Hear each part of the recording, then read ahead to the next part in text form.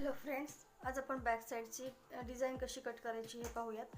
या ठिकाणी आपण बॅक साईडचा आकार कट करून घेतलेला आहे। यानंतर 2.5 इंच गळा रुंदीचं माप ठेवायचं आहे। गळ्याची उंची आहे 10 इंच, तर त्यामध्ये आपण अर्धा इंच ॲड करून 10.5 इंचावरती मार्किंग करणार आहोत। या ठिकाणी आपण बॉक्स तयार करून घेऊयात। 2.5 इंच रुंदी आणि उंची 10.5 इंच असलेला या ठिकाणी अशा प्रकारे, आणि या आकारामध्ये या बॉक्समध्ये आपल्याला गळ्यासाठी आकार द्यायचा आहे। इथे आपण व्यवस्थित अशा आकार देऊन घेऊया।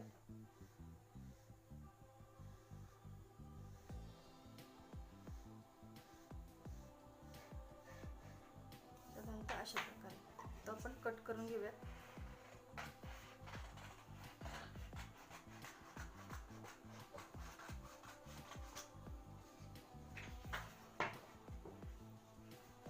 पानगळा आपण या ठिकाणी कट केलेला आहे। आता यानुसार आपण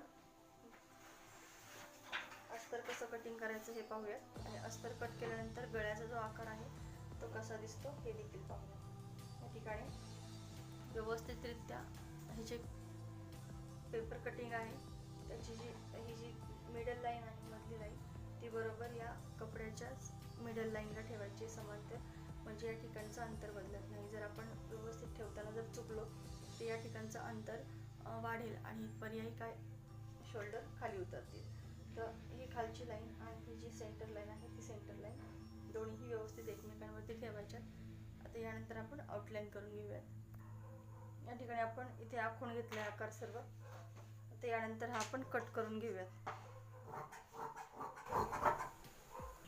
यानंतर आता आपण अस्तरवरून ब्लाउज पीस कसं कट करायचं हा पाहूयात। या ठिकाणी आपण जो पीस आहे ब्लाउज पीसचा तो अंथरून घेतलेला आहे व्यवस्थितरित्या, आणि तो आपण